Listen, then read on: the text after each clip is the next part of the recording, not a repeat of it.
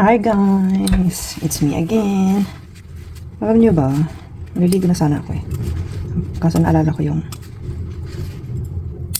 yung rosemary ko. Naalala nyo yung rosemary ko, namatay na siya. So ayan siya. Kikita nyo? Ayan. I'm so disappointed. Charing. Ayan. Namatay siya nung hindi kami ng Pilipinas. Nung nagpinas kami. Walang nagdilig. So, para hindi naman siya maging useless or ang tawag dyan. Para may naman siya, kapakinabang.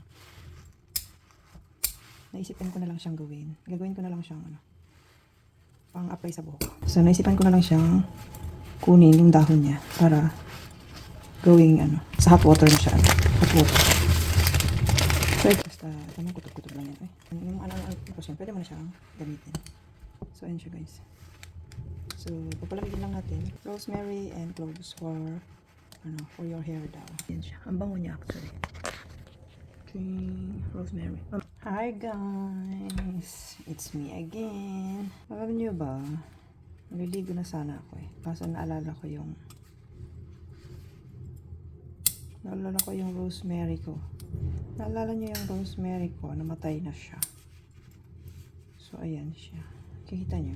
Ayan. Hindi kami ng Pilipinas. Nung nagpinas kami. Walang nagdilig. So, para hindi naman siya maging useless or ang tawag dyan. Para may naman siya, kapakinabang. Naisipan ko na lang siyang gawin. Gagawin ko na lang siyang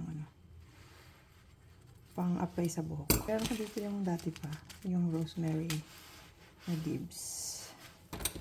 So, meron akong kagayahin. Nakita ko lang din sa Facebook. Alam niyo na, gaya-gaya tayo. So, gayahin natin siya. Yung pampa-grow or basta pampaganda ng hair daw. Pampatubo, pampakapal o so whatever. Naisipan ko na lang siyang kunin yung dahon niya para gawin natin siya. Kasi madali lang naman siyang gawin. Yan. So yan, hindi ko na i-measure. Basta tamang kutob-kutob lang yan. Basta ganun. So meron ako ditong lalagyan. Ilalagay ko na siya dyan. Goodbye rosemary. Binababad nila tapos parang 1 week. Tama ba ako? Hindi ko alam. Basta ganun. Binababad nila tapos saka pa lang pwedeng gamitin. Sa hot water na siya. Hot water. So ito, hindi na rin ako mag-measure. Basta tamang kutob-kutob lang yan. Yung measure na siya. And then, para daw mapabilis, kung ayaw mo maghintay, ayan. Ganyan natin lahat yung tubig. Basta yung tubig yan, ganyan mo siya. Hindi na siya ganun karami. So, ayan. Tapos, pag lumamig na siya daw guys, pagdagan ko yung cloves. Ngayon, marami na titinda ng cloves online. Cloves, rosemary, yan, yung kung ano-ano pang mga condiments. So, yan. Bababad ko lang siya. Tapos, pag nababad na daw siya, bago mo gamitin, patakan mo ng olive oil or yung coconut oil. Pwede mo na siyang gamitin. So, ayan siya guys.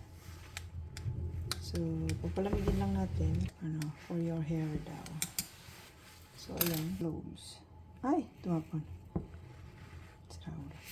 Ayan, gawa tayo ng pang-spray natin sa ating buhok.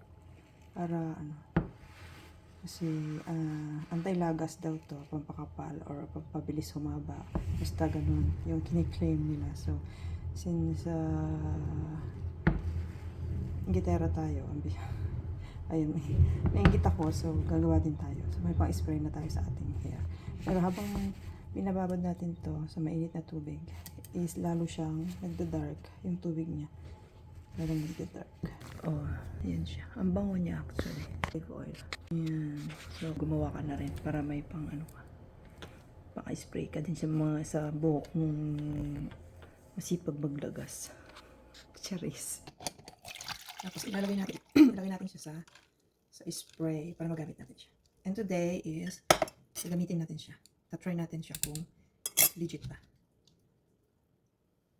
Bango niya. So, meron tayo itong empty bottle. Sterilize ko na siya. Tapos itong olive oil. So, isalin natin dito. Saka natin i-try sa ating hair. Mamaya maliligo ako. So, pwede daw siya ibabad or pwedeng 20 to 30 minutes or pwede ring overnight. So, ganun. O, meron pa. And then, lalagyan natin siya ng patakan natin siya ng oil.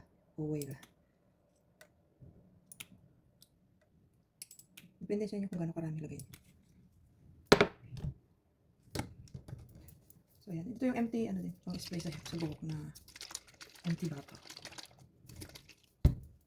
So, ngayon, itatry natin siya. So, ganun. Spray lang natin siyang ganyan. Mabango. In fairness. Mabango sa kasi nilagyan ko siya ng ano. Mas lalong bumango. Yung ano. Itong essential oil. Essential oil pala ito. So, spray lang natin siya. Ganun. Tapos, mamaya babalaw natin siya. So, abangan niyo yung next video kung effective ba siya. Bye guys! Hi guys! Ito na nga yung na-spray natin na ano. Titingnan natin kung legit. So, ito siya. I-blower natin siya. So, ito na siya. Medyo dry na siya. Pero in fairness guys, maano siya. Hindi siya, yan. Siyempre guys, disclaimer lang. Hindi naman sa unang gamit mo, kahit anong product naman is, makita natin kung may difference ba siya. Pero siyempre, ang product, nakikita mo ang effect kung continuous mo siyang gagamitin. Sabi nga, consistency is the key. Pero so far naman guys, first time pa lang natin siyang ginamit. Is nag-spray ako ng cloves and rosemary water. So